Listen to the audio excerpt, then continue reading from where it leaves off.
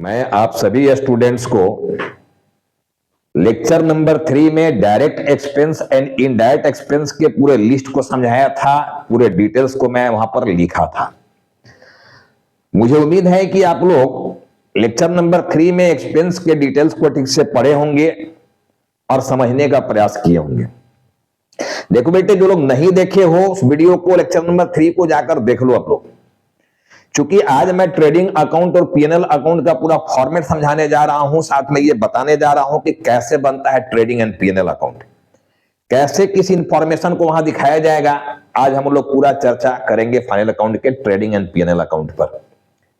तो आप तब तक ट्रेडिंग एंड पीएनएल अकाउंट को नहीं बना पाओगे जब तक कि डायरेक्ट और इनडायरेक्ट एक्सपेंस के बीच फर्क नहीं करोगे, उसके डिटेल्स को नहीं समझोगे। क्योंकि मैं समझाया था कि जो डायरेक्ट एक्सपेंस होते हैं वो ट्रेडिंग अकाउंट में जाएंगे और जो इनडायरेक्ट एक्सपेंस होते हैं वो PNL account, that is profit and loss account में जाएंगे। तो जब तक नहीं पहचानोगे तो पता चलेगा कि आप ट्रेडिंग वाला जो एक्सपेंस है उसको पीएनएल में भेज दे रहे हो, पीएनएल वाले को आप ट्रेडिंग में भेज दे रहे हो, तो आपका आंसर कभी भी मैच नहीं करेगा, आंसर आपका एक बार में नहीं आएगा। इसलिए डायरेक्ट और इनडायरेक्ट एक्सपेंस के लिस्ट को ठीक से समझो। देखो, मैं बताया था कि ट्रेडिंग अकाउंट जो बनाया जाएगा, ट्रेडिंग अकाउंट जो बनाया जाता है, इस ट्रेडिंग अकाउंट से हम लोग क्या निकालते हैं? इस ट्रेडिंग अकाउंट को बनाकर हम लोग या तो निकालते हैं ग्रॉस प्रॉफिट, ग्रॉस प्रॉफिट जिसको शॉर्ट में जीपी बोला जाएगा था, या इससे निकाला जाएगा ग्रॉस लॉस। अब कोई जरूरी नहीं है ना कि आप हमेशा प्रॉफिट ही अर्न करोगे, कभी कभी बिजनेस में लॉस भी हो सकता है।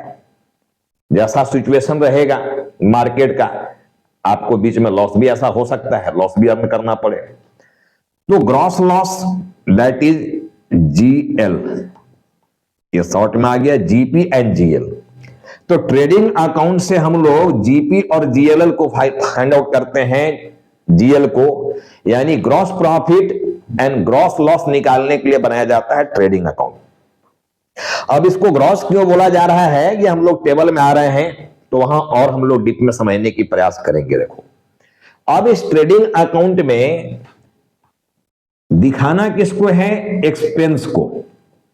लेकिन जो एक्सपेंस दिखाओगे बच्चों, इसमें कौन सा एक्सपेंस जाएगा?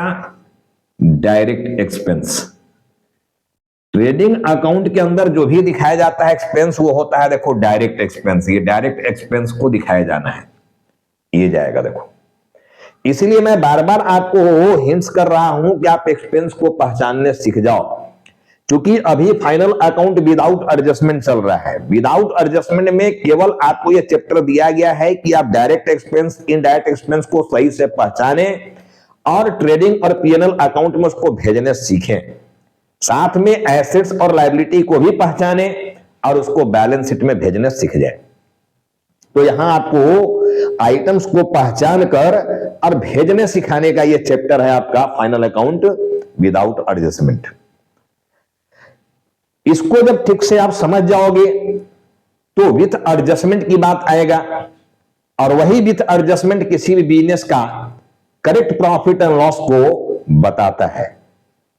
ठीक है ना, करेक्ट प्रॉफिट एंड लॉस को वो बताएगा। तो एडजस्टमेंट को तब एडजस्ट कर पाओगे ना बेटे जबकि आप इस टॉपिक को सीख जाओगे, यानी फाइनल अकाउंट विदाउट एडजस्टमेंट को आप सीख जाओगे, तभी आप एडजस्टमेंट को एडजस्ट कर पाओगे। जब यही आपका मिस्टेक होगा तो एडजस्टमेंट तो थोड़ा टफ हो जाएगा इससे, इस चैप्टर से, क्योंकि वहां नया चीज और भी कुछ इसी में ऐड करना पड़ जाएगा हम लोगों को। तो सबसे पहला चीज आपको प्रैक्टिस करने के नाम पर यह चीज दिया गया है कि आप डायरेक्ट एक्सपेंस को, इनडायरेक्ट एक्सपेंस को ठीक से पहचानो और उसको कहां भेजना है, कैसे भेजना है, यह सीख जाओ। साथ में एसेट्स और लायबिलिटी को पहचानो और उसको कहां भेजना है, उसको भेजना सीख जाओ। तो इसके लिए हमारा यह चैप्टर आया फाइनल अकाउंट विदाउट एडजस्टमेंट। तो ट्रेडिंग अकाउंट देखो बनाकर हम लोग क्या निकाल रहे हैं? ग्रॉस प्रॉफिट या ग्रॉस लॉस। इसी तरह जब प्रॉफिट एंड लॉस अकाउंट हम लोग बनाएंगे, प्रॉफिट एंड लॉस अकाउंट, ये जब बनाएंगे तो इससे निकाला जाता है देखो नेट प्रॉफिट, नेट प्रॉफिट यानी एनपी शॉर्ट में, या net loss, net loss NL, ये निकाला जाता है देखो। और इसमें जो एक्सपेंस भेजा जाता है ये एक्सपेंस होता है इनडायरेक्ट एक्सपेंस, इनडायरेक्ट एक्सपेंस को भेजा जाता है। तो डायरेक्ट और इनडायरेक्ट का रास्ता देखो अलग अलग है, जगह अलग अलग है इनका भेजने का। डायरेक्ट एक्सपेंस आपका ट्रेडिंग अकाउंट में जा रहा है, जबकि इनडायरेक्ट एक्सपेंस आपका प्रॉफिट एंड लॉस अकाउंट में जा रहा है। तो डायरेक्ट एंड इनडायरेक्ट को ठीक से आप उसकी डिटेल्स को पढ़ो, पहचानने की कोशिश करो कि कौन कौन से एक्सपेंस डायरेक्ट नेचर के होते हैं और कौन कौन से एक्सपेंस इनडायरेक्ट नेचर के होते हैं। लिस्ट पहचानने में मिस्टेक करोगे तो पता चलेगा कि आपका इनडायरेक्ट एक्सपेंस को आप डायरेक्ट मान ले रहे हो, यानी ट्रेडिंग में भेज दे रहे हो, और डायरेक्ट वाले को आप पीएनएल में भेज दे रहे हो। तो ना आपका ग्रॉस प्रॉफिट सही से मिलेगा और ना आपका नेट प्रॉफिट सही से मिलेगा। तो सही से अगर वन टाइम में आप मिलाना चाह रहे हो अपना ग्रॉस प्रॉफिट नेट प्रॉफिट को, तो आपको सही से डिटेल्स डायरेक्ट और इनडायरेक्ट का पढ़ लेना चाहिए, ठीक है। और जब हम लोग बैलेंस शीट बनाएंगे, तीन चीज यहां पर बनाया जा रहा था। जब हम लोग बैलेंस शीट बनाएंगे तो बैलेंस शीट में देखो लेफ्ट साइड हमारा होता है लायबिलिटी साइड, लायबिलिटी साइड, और राइट साइड हमारा होता है एसेट साइड। बैलेंस शीट में एसेट्स और लायबिलिटी को दिखाया जाता है। देखो ये पोजीशन स्टेटमेंट है बैलेंस शीट, और ये दोनों इनकम स्टेटमेंट है। देखो trading account and PNL account से हम लोग इनकम निकालते हैं, ठीक है, लॉस निकालते हैं, इसलिए इसको इनकम स्टेटमेंट भी बोला जाता है ट्रेडिंग एंड पीएनएल को। But balance sheet position statement है, ठीक है ना। बिजनेस का पोजीशन क्या है उस पर हम लोग और डीप डिस्कशन करेंगे, उसको डिफाइन करेंगे, अपने अंदाज में सिखाएंगे क्या है वो, ठीक है। बट अभी हम लोग को क्या करना है आज की टॉपिक में, आज की क्लास में लेक्चर 4 में ट्रेडिंग अकाउंट कैसे बनेगा, प्रॉफिट एंड लॉस अकाउंट कैसे बनेगा। आज हम लोग प्रॉब्लम की फॉर्मेट को सीख रहे हैं बनाने, कैसे बनना ये, और बैलेंस शीट का फॉर्मेट कैसे बनेगा, ठीक है ना। तो चलो फटाफट हम लोग आते हैं टेबल पर, कैसे हम लोग निकालेंगे ग्रॉस प्रॉफिट नेट प्रॉफिट को एक ट्रेडिंग अकाउंट बनाकर फॉर्मेट और पीएनएल अकाउंट बनाकर, ठीक है ना। देखो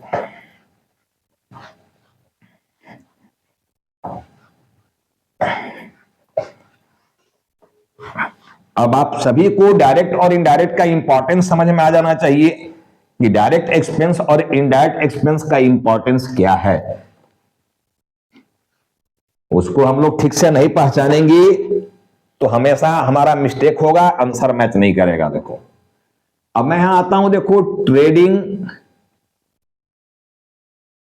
and profit and loss account, यहां लिखा जाएगा बेटे for the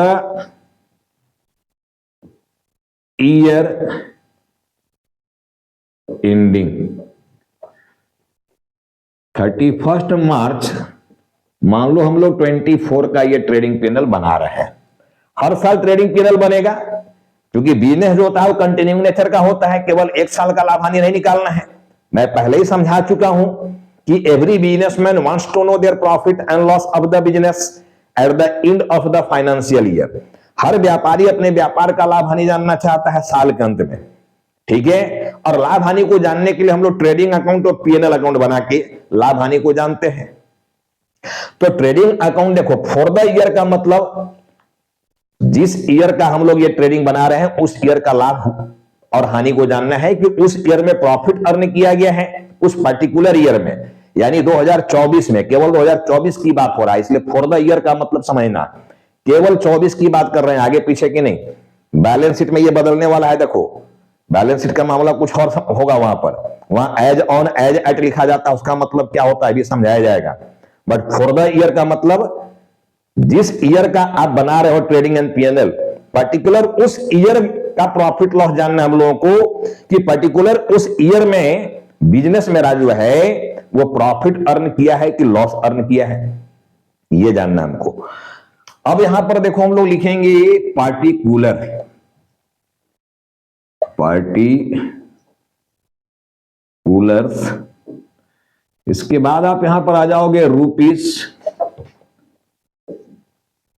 particular and rupees. ये क्रेडिट हो जाएगा, इधर डेबिट हो जाएगा।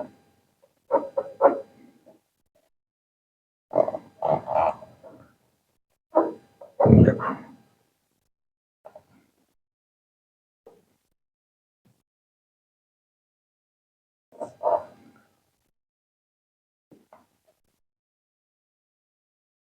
ठीक से समझना, पर्टिकुलर हो गया, रुपीज हो गया, पर्टिकुलर हो गया, रुपीज हो गया। देखो trading and profit and loss account लिखा हुआ है। बेटे हमेशा याद रखना सारे मेरे स्टूडेंट्स जो मुझे फॉलो करते हो, अकाउंट्स का मतलब होता है लेजर। अकाउंट्स का मतलब क्या है? लेजर। तो trading and PNL account is a ledger. अब बताओ, जब ये लेजर है तो पहले अकाउंट्स में आप लेजर सीखे थे या पहले आप जर्नल सीखे थे? क्या सीखे थे आप, जर्नल या लेजर? सब लोग बोलोगे सर पहले जर्नल देन लेजर। अब फाइनल अकाउंट में डायरेक्ट आपको देखो लेजर सिखाया जा रहा है, जर्नल नहीं सिखाया जा रहा है। मैक्सिमम स्कूल कॉलेज क्या है, डायरेक्ट आपको ये लेजर सिखा देते हैं, जर्नल गायब हो गया, हवा हवाई। भाई ऐसा पढ़ाई करके क्या करोगे? मैं जो कुछ भी आपको यहां लिखाने पढ़ाने जा रहा हूं, मैं पहले ही बता दिया हूं कि जो भी हमारे सीए करने वाले स्टूडेंट हो, सीएस करने वाले स्टूडेंट हो, सीएमए करने वाले स्टूडेंट्स हो, इन सबके लिए बेनिफिशियल होने वाला है चैप्टर। देखो आप ठीक से वीडियो को देखोगे, प्रैक्टिस बनाओगे, आपको आगे भी कहीं प्रोफेशनल एग्जाम में दिक्कत नहीं होने वाला है। जिस चैप्टर को भी मैं टच करता हूं वहां कोई प्रॉब्लम नहीं होने वाला है। तो मैं इसका जर्नल भी बताऊंगा कि इसका जर्नल क्या होने वाला है जब ये लेजर है। दूसरा चीज ध्यान देना, आप स्पेशल लेजर पढ़ चुके हो, जर्नल के बाद आपको लेजर पढ़ाया गया, उसमें 8 कॉलम बन रहा था, 8 कॉलम, ठीक है ना? डेट, पर्टिकुलर, जेएफ, अमाउंट, 4 गो डेबिट का और यही 4 क्रेडिट में बन रहा था, तो 8 कॉलम बन रहा था। क्या खेल है ये कॉलम का यार? कैंडिडेट को समझना चाहिए कि क्या खेल है ये कॉलम का। लेजर वहां भी था, 8 कॉलम बन रहा था, लेजर यहां भी है, 4 कॉलम बन रहा है। क्या यहां भी 8 कॉलम बनना चाहिए? अगर ये लेजर है तो 8 ही बनना चाहिए। तब फिर ये कॉलम, ये लाइनिंग जो इतना पारा जा रहा है बेटे के, फॉर्मेटिंग जो किया जा रहा है, इसका माजरा क्या है, चक्कर क्या है? कोई चैप्टर में 8 कॉलम, किसी में 4 कॉलम, क्या? तो देखो कॉलम बोलकर ठीक से समझ लेना सारे स्टूडेंट्स, लोग कंफ्यूज कर देंगे आपको। ये कॉलम बनाया ही किस लिए जाता है, ये लाइनिंग खींचा किस लिए जा रहा है, अभी हम लोग आगे बात करेंगे। देखो मैक्सिमम किताब में जाओगे ये 4 कॉलम बनाए हुए हैं, मैं आपको 6 कॉलम से भी ट्रेडिंग पैनल बनाकर दिखाऊंगा, 6 कॉलम। जब एडजस्टमेंट में मैं आ जाऊंगा, ठीक है, तो मैं 6 कॉलम ही बनाकर दिखाऊंगा और वो भी चलेगा और बढ़िया से चलेगा। तो फिर ये कहीं 4 कॉलम कहीं 6 कॉलम करे क्या सर? ये तो कंफ्यूजन वाली बात हो गया। लेजर में 8 कॉलम, अभी आप कह रहे हैं 4 कॉलम, एडजस्टमेंट में जाएंगे तो 6 कॉलम का भी फॉर्मेट बन सकता है, बन सकता है। देखो कॉमर्स पहले ही समझा दिया गया है कि आप अकाउंट्स के पहले दूसरे पेज पर जाओगे तो लिखा हुआ है कि commerce is art and science also. Commerce जो है वो कॉमर्स तो है ही, वो आर्ट भी है और साइंस भी है। आर्ट कला, मैं समझाया था कि जो अकाउंट्स बना रहे हो, जो लाभ हानि है चेक किया जा रहा है बनाकर ट्रेडिंग पीएनएल, केवल बिजनेसमैन के लिए नहीं। बिजनेसमैन केवल अपने लिए ये ट्रेडिंग पीएनएल नहीं बना रहा है, केवल अपने जानकारी के लिए नहीं बना रहा है, इसके यूजर्स होते हैं, अकाउंट्स के यूजर्स होते हैं, जिसमें मैं बताया था कि अकाउंट्स का यूजर्स में एक इंटरनल यूजर्स होते हैं, एक एक्सटर्नल यूजर्स होते हैं, ठीक है ना? एक्सटर्नल यूजर्स जैसे आप बैंक से कर्जा लिए हो तो क्या बैंक आपका फाइनेंशियल पोजीशन नहीं चेक करना चाहेगा क्या? बैंक आपका बिजनेस का प्रॉफिट लॉस नहीं जानना चाहेगा? हर साल आप प्रॉफिट में जा रहे हो कि लॉस में जा रहे हो? बैंक का जो पैसा है वो तुम्हारे पास सेफ है कि नहीं है, ये बैंक नहीं जानना चाहेगा क्या? और जब आप इनकम यहां पर निकाल रहे हो, इनकम कमा रहे हो, तो इनकम टैक्स वाला आपको छोड़ देगा क्या? इनकम टैक्स तो भरना पड़ेगा ना जी। तो जब इनकम टैक्स भरोगे तब कुछ बेस दिखाओगे ना कि आप इनकम निकाले कैसे हो। मतलब कहने का क्या है कि जो ट्रेडिंग पीएनएल बना रहे हो उसकी एक कॉपी नहीं बनेगी, एक से ज्यादा कॉपी बनेगी, 4-5 कॉपी बनता है इसका। एक कॉपी आपको इनकम टैक्स डिपार्टमेंट में भेजना पड़ेगा, एक कॉपी आपसे बैंक भी मांग सकता है, ठीक है। एक कॉपी अपने पास रखेगा बिजनेसमैन या बिजनेस, एक कॉपी आपका जो ऑडिटर होगा सीए उसके पास चला जाएगा। तो ऐसे ऐसे इसके 4-5 कॉपी बनते हैं और 4-5 जगह इसको इंपॉर्टेंट जगह भेजा जाता है, और वो सब उसको देखता है कि हम आपके बिजनेस का पोजीशन क्या है। तो आपको इतने जगह भेजना है इस चीज को, तो आप क्या करोगे, कला दिखाओगे ना इसमें जी, कला दिखाओगे ना। आपको डेटा को इतने ढंग से प्रेजेंट करना है कि एक कम जानकार व्यक्ति भी आपके इंफॉर्मेशन को समझ सके कि आप बताना क्या चाह रहे हो। तो आप जो कुछ भी बताना दिखाना चाह रहे हो उसको बताने दिखाने के लिए लाइनिंग बनाया जा रहा है। अगर आप अपनी बात को खूबसूरती से इसी 4 कॉलम में बनाकर दिखा सकते हो तो दिखाओ ना यार, कौन मना कर रहा है। लेकिन लगता है कि नहीं, कुछ और कॉलम बढ़ाएंगे तो और बढ़िया से दिखने लगेगा ये, तो कुछ और कॉलम बढ़ा देंगे इसमें।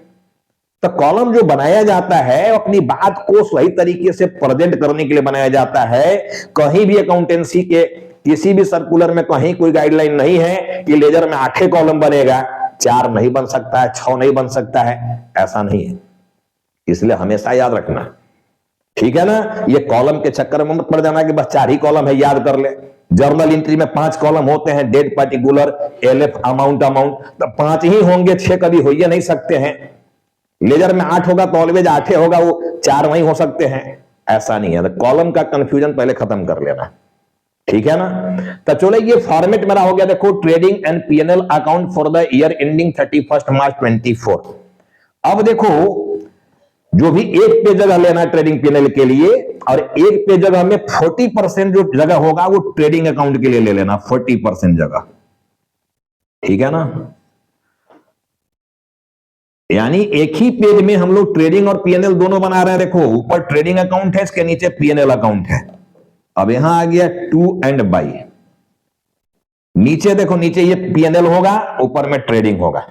Trading account and PNL account, ठीक है ना, ये दोनों है। देखो ऊपर ट्रेडिंग, नीचे पीएनएल। ट्रेडिंग थोड़ा छोटा बनता है, पीएनएल थोड़ा बड़ा रहेगा क्योंकि उसमें इंफॉर्मेशन ज्यादा रहता है जनरली। 1-2 प्रॉब्लम बनाओगे, आइडिया हो जाएगा कि कितना जगह हमको ट्रेडिंग के लिए चाहिए, कितना जगह हमको पीएनएल के चाहिए। अब समझो, देखो फॉर्मेट ये हो गया आपका ट्रेडिंग एंड पीएनएल का, यही फॉर्मेट है। बट याद रखना कि trading and PNL account is a ledger, और जब ये लेजर है तो इसका जर्नल होगा ही होगा। और जब तक इसका जर्नल नहीं जानोगे, प्रैक्टिकल लाइफ में जाकर कुछ नहीं कर पाओगे। जब जॉब में जाओगे तो आपको जर्नल करना ही पड़ेगा। आधा अधूरा काम सीख के जाओगे तो प्रॉब्लम क्रिएट होगा, ठीक है ना। देखो मार्केट में जॉब की कमी नहीं है, टैलेंट की कमी है। तो लोग यहां टैलेंट नहीं दे रहे हैं, लोग यहां पढ़ा के डिग्री बांट रहे हैं, पास करवा देना 80%, 90%, 100%, 10 सीजीपीए नंबर तक खूब आ गया, लेकिन स्किल नहीं है। देखो स्किल विहीन हो गए हो, तो स्किल चाहिए, स्किल होना चाहिए। ये मैं देने की प्रयास कर रहा हूं कि आप वहां जाओ तो आपको परेशानी ना हो, आप जाकर आराम से दहाड़ के काम कर सको, किसी भी कंपनी का अकाउंट्स बना सको प्रैक्टिकल लाइफ में। मैं वो एक्सपोजर देने का प्रयास करता हूं, ठीक है ना। इसलिए मैं बार बार कहता हूं कि मैं पढ़ा नहीं रहा हूं आपको, मैं पढ़ा नहीं रहा हूं, मैं आपको सिखा रहा हूं।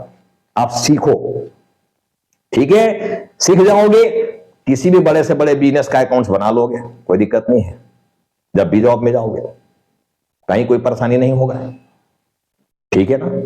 अब समझो, देखो ट्रेडिंग अकाउंट में होता क्या समझो। मान लो हमारे पास कुछ गुड्स पहले से बचा हुआ है, जैसे अकाउंटिंग ईयर 1/1/2023 से 31/3/2024, 1 साल हो गया। देखो ये कुछ गुड्स हम लोग यहां पर परचेज किए थे, कुछ गुड्स परचेज किए, और परचेज करके इसी में से हम लोग सेल भी कर दिए, और सारा सेल नहीं हो पाया, कुछ बैलेंस हमारे पास बच गया, गुड्स का बैलेंस, ईयर एंड में बैलेंस बच गया। जितना भी गुड्स आप खरीदे थे, मान लो जैसे 50,000 का गुड्स खरीदे थे, इसमें से 40,000 का गुड्स बेच दिए हो, 10,000 का गुड्स आपके पास बचा हुआ है जो नहीं बिक पाया साल के अंत तक इस डेट पर। 10,000 का गुड्स आपके पास बच गया, नहीं बेच पाए हो, तो जो गुड्स बच गया इसी को कहा जाता है क्लोजिंग स्टॉक। यही आपका है क्लोजिंग स्टॉक, ठीक है ना। जो सामान लास्ट में बच गया उसको कहा जा रहा है क्लोजिंग स्टॉक। लेकिन इसका नया साल कब शुरू होगा आप लोग खुद समझो। इसके अगले दिन जब हम बढ़ेंगे यानी 1/4/24 तो हमारा नया साल शुरू हो जाएगा। और इसका एंडिंग कब होगा 31 मार्च 25, इसको 24/25 कहा जाएगा। यही क्लोजिंग स्टॉक जो 31 मार्च को क्लोजिंग स्टॉक यहां दिख रहा है ना, यही क्लोजिंग स्टॉक इस डेट पर लाकर देखो, यहां पर इस डेट पर ओपनिंग स्टॉक कहलाने लगता है। क्या कहलाने लगेगा? ओपनिंग स्टॉक, ये कहलाने लगता है। जो क्लोजिंग स्टॉक आप यहां देख रहे हो ईयर एंड में, नेक्स्ट ईयर की बिगिनिंग में, उसी को कहा जाएगा ओपनिंग स्टॉक। तो ओपनिंग स्टॉक और क्लोजिंग स्टॉक क्या होता है, यह बात सब लोग समझ गए हो। अब क्लियर है कि जो माल साल के अंत में बच गया जो नहीं बिक पाया उसको कहा जा रहा है क्लोजिंग स्टॉक। लेकिन वही क्लोजिंग स्टॉक नेक्स्ट ईयर की बिगिनिंग में, स्टार्टिंग में क्या बन जाएगा? Opening stock. ठीक है, क्लियर है यहां तक? अब समझो, देखो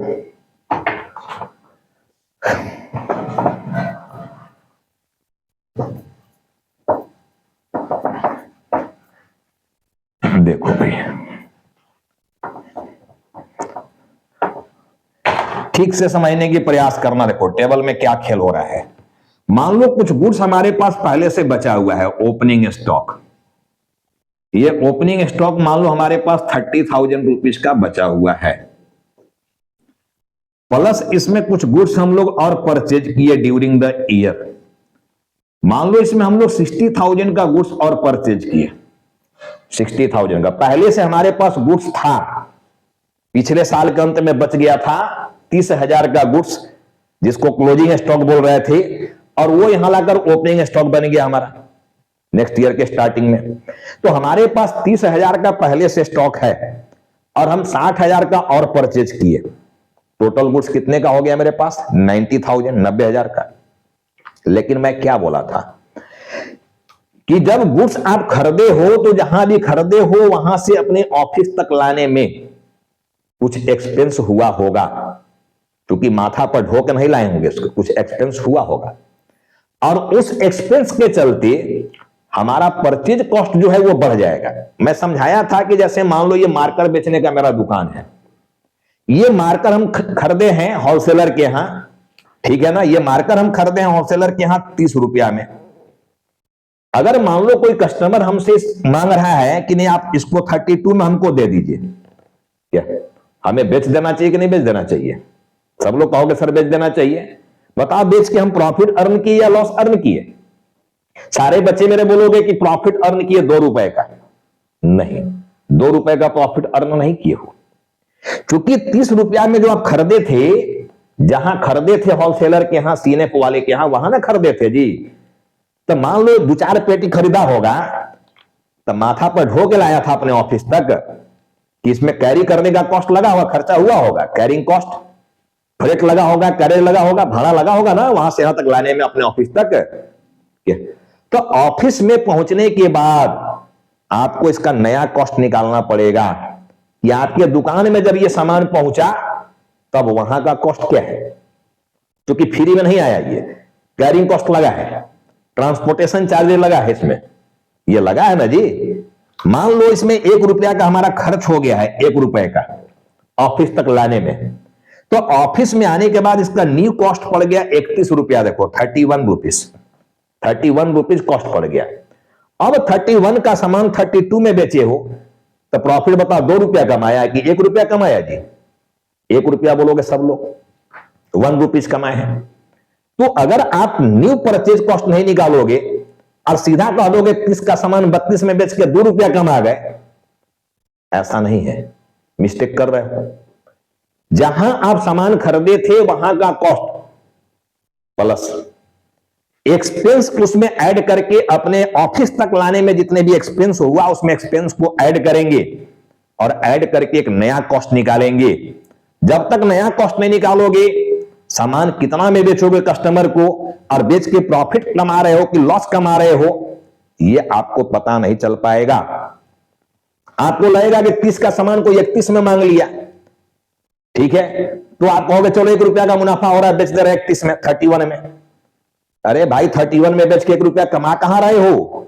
1 रुपया का खर्च जोड़ के 31 तो कॉस्ट ही पड़ गया, तो 31 का चीज 31 में बेच के 0 कमा रहे हो ना जी, 0 कमाया ना। इसलिए नया कॉस्ट निकालना होगा, तभी आपको सही सही लाभ हानि का ज्ञान हो पाएगा।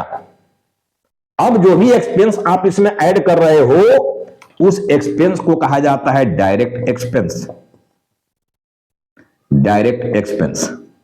नया कॉस्ट निकालने के लिए परचेज में डायरेक्ट एक्सपेंस को ऐड करेंगे, तब हमारे ऑफिस में आकर नया कॉस्ट निकल जाएगा। मान लो इसमें हमारा 5000 का डायरेक्ट एक्सपेंस हो गया है, सामान जहां खरीदे थे वहां से लाने में 5000 रुपए का खर्च हो गया मेरा। अब हमारे पास टोटल सामान हो गया, देखो कितने का, 95,000 रुपीज का हो गया टोटल सामान। ये कॉस्ट प्राइस है, जान लेना, ये हो गया कॉस्ट प्राइस, कॉस्ट है ये। अब आप इसको सेल कर दिया, मान लो पूरे सामान बेच दिए, कोई स्टॉक हमारे पास क्लोजिंग स्टॉक नहीं बच रहा है, मान लो ये पूरे सामान को अगर 95 से ज्यादा में बेच रहे हो, ठीक है ना, मान लो 1,20,000 रुपया में बेच दिया, तो 25,000 रुपया यहां पर तुम कमाए हो, 25,000 का मुनाफा हुआ है, प्रॉफिट हुआ है। 95,000 का टोटल सामान था, 95,000 का, 95,000 का टोटल सामान को आप टोटल पूरे सामान को बेच दिया कितना में, 1,20,000 में। 95,000 से कम में बेचते तो लॉस हो जाता मेरा, 95 से ज्यादा में बेच रहे हो तो प्रॉफिट हुआ मेरा। तो 95,000 से ज्यादा में बेच दिया हम, देखो 1,20,000 में बेच दिया, तो ये प्रॉफिट हो गया। प्रॉफिट तो है, ये प्रॉफिट तो कमाए हो, लेकिन इस प्रॉफिट को कैसा प्रॉफिट बोला जाएगा, ग्रॉस प्रॉफिट। कैसा प्रॉफिट बोला जाएगा, ग्रॉस प्रॉफिट, ठीक है ना। क्यों ग्रॉस बोल रहे हैं भाई? अभी ये तुम्हारे पॉकेट में सब के सब जाने वाला नहीं है, इस खुशी में मत रहना, ये सारा पॉकेट में तुम्हारा नहीं चला जाएगा, क्योंकि अभी सामान जहां खरीदे थे वहां का हिसाब किए हो, सामान खरीदे थे, उसके खरीद के ऑफिस तक लाने में एक्सपेंस हुआ था, और नया कॉस्ट निकाल के इसको बेच दिया। लेकिन बेच दिया तो ऑफिस में स्टाफ वगैरह रखे हो कि नहीं रखे हो, उसको सैलरी देते हो कि नहीं देते हो, ऑफिस रखा था उसका रेंट देता है कि नहीं देता है, बिजली बिल देता है कि नहीं देता है, पानी बिल देता है कि नहीं देता है, टेलीफोन बिल देता है कि नहीं देता है, इंश्योरेंस कराया तो देते हो कि नहीं देते हो, एडवर्टाइजमेंट कराया, कमीशन, ये सब देते हो कि नहीं देते हो भाई? अभी तो बहुत सारा एक्सपेंस है, क्योंकि एक्सपेंस जब तक नहीं घटाओगे भाई, जो भी इनकम है, जो भी सेलिंग प्राइस है, उसमें से ऑल एक्सपेंस जब घटाएंगे हम, सेलिंग प्राइस में से, सेल्स में से जब सेल्स माइनस ऑल एक्सपेंस करोगे, ऑल एक्सपेंस, ठीक है, तब ये आपको फाइनल प्रॉफिट मिलेगा, जिसको कहा जाता है नेट प्रॉफिट, वो आपके पॉकेट में जाएगा। ऑल एक्सपेंस का मतलब direct expense as well as indirect expense, direct and indirect both. तो अभी तो आप डायरेक्ट एक्सपेंस को यहां कंसीडर किए हो, इनडायरेक्ट है कहां? अभी इनडायरेक्ट एक्सपेंस तो घटाना बाकी है, तो जो भी ग्रॉस प्रॉफिट अर्न किया उसमें से इनडायरेक्ट एक्सपेंस को हम लोग डिडक्ट करेंगे। इसमें अभी जो भी हम सैलरी दे रहे हैं ऑफिस से स्टाफ को, जो भी हम इलेक्ट्रिसिटी बिल दे रहे हैं, जो भी रेंट दे रहे हैं, जो भी हमारा इंश्योरेंस है, एडवर्टाइजमेंट के नाम पर एक्सपेंस है, टेलीफोन बिल के नाम पर एक्सपेंस है, अदर कोई भी हमारा इनडायरेक्ट एक्सपेंस है, जब तक इसमें इनडायरेक्ट एक्सपेंस को माइनस नहीं करेंगे हम लोग, इनडायरेक्ट एक्सपेंस को जब तक माइनस नहीं करोगे, तब तक आपको फाइनल प्रॉफिट नहीं मिलेगा। इनडायरेक्ट एक्सपेंस घटाएंगे तब हमको मिलने वाला है नेट प्रॉफिट, और ये जो नेट प्रॉफिट मिलने वाला है, यही हमारे पॉकेट में जाने वाला है, ये फाइनल प्रॉफिट है। तो ग्रॉस प्रॉफिट और नेट प्रॉफिट में क्या डिफरेंस है, ये बात समझ में आ गया? देखो, ग्रॉस प्रॉफिट में हम लोग इनडायरेक्ट एक्सपेंस को डिडक्ट नहीं किए हैं। इनडायरेक्ट एक्सपेंस को डिडक्ट करने से पहले का प्रॉफिट को कहा जा रहा है ग्रॉस प्रॉफिट। जब इनडायरेक्ट एक्सपेंस को भी डिडक्ट कर दिए, उसके बाद अगर कोई प्रॉफिट आया है तो वो कहला रहा है नेट प्रॉफिट, उसको नेट प्रॉफिट कहा जा रहा है। तो ये टेबल आपको होप की समझ में आ गया होगा कि प्रॉफिट लॉस कैसे निकाला जाता है। अब इसी चीज को देखो ये फॉर्मेट में हमको सजाना है, इसी को सजाना है। देखो निकालना यही है ग्रॉस प्रॉफिट और नेट प्रॉफिट, लेकिन यहां टेबल में ठीक से प्रेजेंट करना है। अब आर्ट दिखाना है, commerce is art and science. तो अब आर्ट दिखाओ, इसको बढ़िया से प्रेजेंट करो, क्योंकि कुछ जगह भेजना भी है ना जी, इनकम टैक्स डिपार्टमेंट को भेजना है, ऑडिटर को भेजना है, अपने पास भी रखना है, बैंक को भी देना है, तो ऐसा ही भेजोगे? अरे ऐसे भी जब मेहमान नवाजी में जाते हो तो जो घर में ड्रेस पहन कर रहते हो वैसे ही जाओगे क्या जी? बन ठन के जाता है ना, बढ़िया से कपड़ा वपड़ा सज के जाते हो ना, तो वैसे ही सजा के भेजना है अपने ये डेटा को। जो भी बिजनेस का डेटा भेज रहे हो, अब जहां भी भेज रहे हो, तो उसको बढ़िया टाई हुई पहना के भेजेगा ना जी, टाई कोट लगा के भेजो, बढ़िया दिखना चाहिए, स्मार्ट दिखना चाहिए। ये ना करोगे तो ये काम दिखा के भेजना है हमको, इसके लिए हम लोग बना रहे हैं इसको। देखो रफली भी हम लोग निकाल सकते थे ऐसे प्रॉफिट लॉस, ठीक है, इससे इमेज गिर जाएगा। देखो अरे महिला कुचेला पहन के जाएगा यार, इमेज रहेगा पार्टी में, बढ़िया पहन के जाओगे ना, तो बस बढ़िया से इसको सजाना है, यही काम करना है अपने को, और कुछ नहीं है। जान लो फॉर्मेट का मतलब। अब देखो इस फॉर्मेट में हम लोग चीजों को दिखाएंगे कैसे। प्रॉफिट जो आप निकाले हो 25,000 का, यही चीज वहां भी निकलेगा, लेकिन वहां हम डेटा को दिखाएं कैसे, रिप्रेजेंट कैसे करें, प्रेजेंटेशन कैसे होगा समझो। सबसे पहले टॉप में देखो यहां पर रखा जाता है ओपनिंग स्टॉक को, ओपनिंग स्टॉक सबसे पहले देखो इसको रखना है ओपनिंग स्टॉक। इसके बाद यहां पर आएगा परचेज। अब परचेज को देखो इधर, ये जो आउटर कॉलम है, देखा ये जो रुपीज का कॉलम जो है ये आउटर कॉलम है, इसके अंदर अगर कोई कैलकुलेशन कर रहे हो तो उसको इनर कॉलम बोला जाएगा, अंदर का कॉलम इनर, ठीक है ना। इसमें से हम लोग माइनस करेंगे देखो परचेज रिटर्न, पी रिटर्न यानी परचेज रिटर्न को माइनस करेंगे, और तब हम लोग भेजेंगे इसको बाहर। बाहर जो भेज दिए वो नेट परचेज है। हो सकता है जितना का सामान आप परचेज किए थे उसमें से कुछ रिटर्न कर दिए हो, तो रिटर्न करने के बाद जो आपके पास गुड्स बच गया उसी को फाइनल परचेज बोला जाएगा ना, यानी नेट परचेज। तो अगर रिटर्न दिया हुआ हो तो परचेज से माइनस कर देंगे और माइनस करके बाहर कर देंगे आउटर कॉलम में, यानी नेट परचेज निकालेंगे। इसके बाद देखो यहां पर लिखा जाता है डायरेक्ट एक्सपेंस को, डायरेक्ट एक्सपेंस।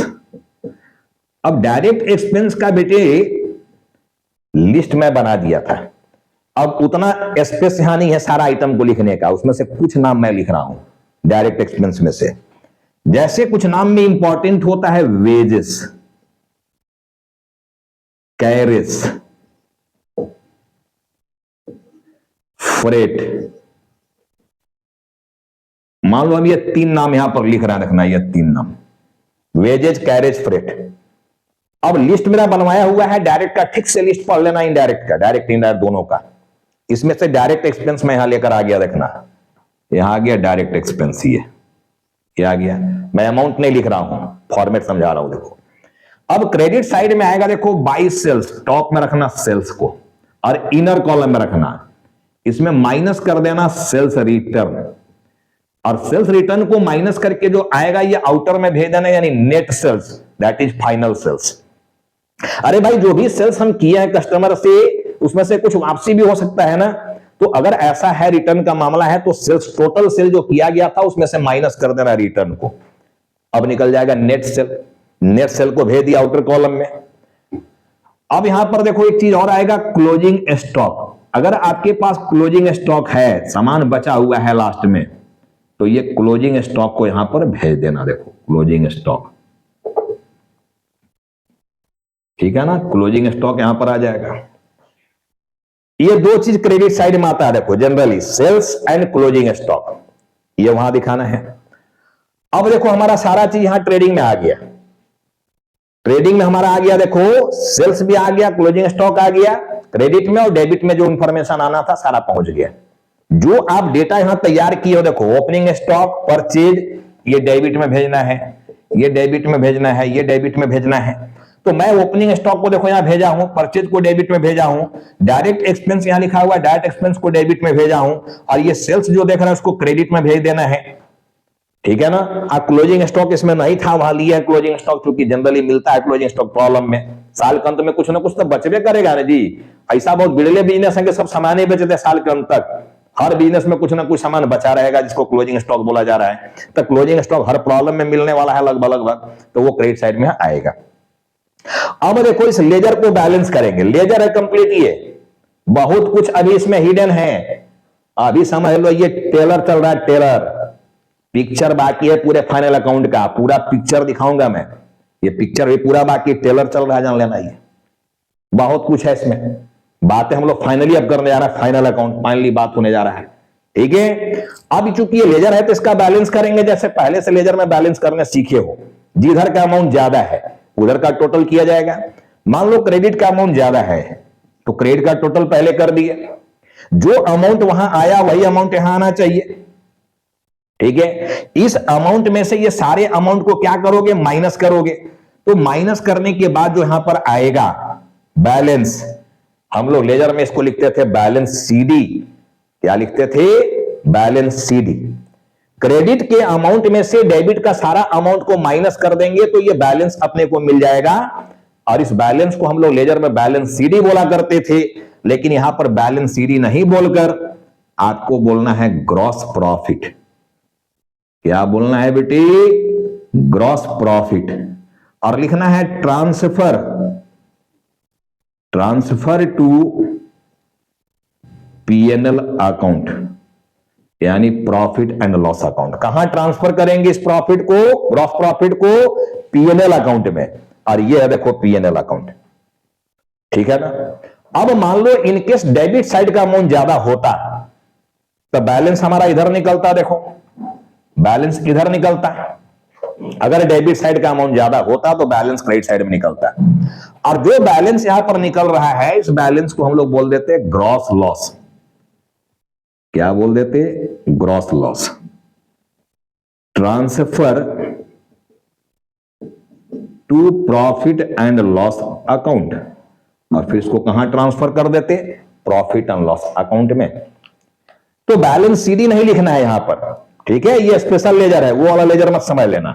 यहां पर ग्रॉस प्रॉफिट ग्रॉस लॉस निकालना मेरा मकसद है, ठीक है। To find out gross profit and gross loss हम लोग ट्रेडिंग अकाउंट बना रहे हैं। और PNL account to find out net profit और नेट लॉस, ये जानने के लिए हम लोग प्रॉफिट एंड लॉस अकाउंट बनाएंगे।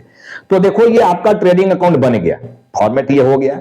मैं इस पर प्रॉब्लम भी अगले वीडियो में लेकर आऊंगा, प्रॉब्लम बनाकर दिखाऊंगा। ट्रायल बैलेंस आपका दिया रहेगा, वो ट्रायल से देखकर इसको बनाना है, ठीक है ना। ट्रायल बनाना नहीं है, ट्रायल दिया रहेगा, अदरवाइज तो आपको बहुत सारा समय लग जाएगा ट्रायल को बनाते बनाते और फिर इसको बनाना पड़ जाए तो, ठीक है ना। अब देखो चूंकि इसको ट्रांसफर कर रहे हो, ठीक है, तो ट्रांसफर करो तो देखो डेबिट में यहां पड़ा हुआ एक चीज है, डेबिट में है। इसको हम लोग इधर क्रेडिट में लिख देंगे बाई लिख देंगे gross profit. By gross profit transfer from trading account. कहां से आया है ये, ट्रेडिंग अकाउंट से।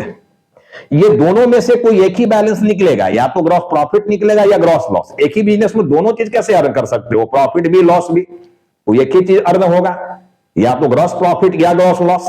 तब बैलेंस चाहे तो इधर निकलेगा चाहे इधर निकलेगा, किसी एक साइड निकलेगा। तो ग्रॉस प्रॉफिट हुआ तो देखो ये डेबिट में था, इसको क्रेडिट में भेज देंगे। और ग्रॉस लॉस देखो उधर क्रेडिट में है, इसको डेबिट में भेजेंगे, इधर आ जाएगा gross loss. Gross loss transfer from trading account, transfer from trading account इधर आ गया। ये दोनों में से कोई एक चीज आएगा, जान लो, कोई एक ही चीज निकलेगा, कोई एक चीज यहां पर आएगा।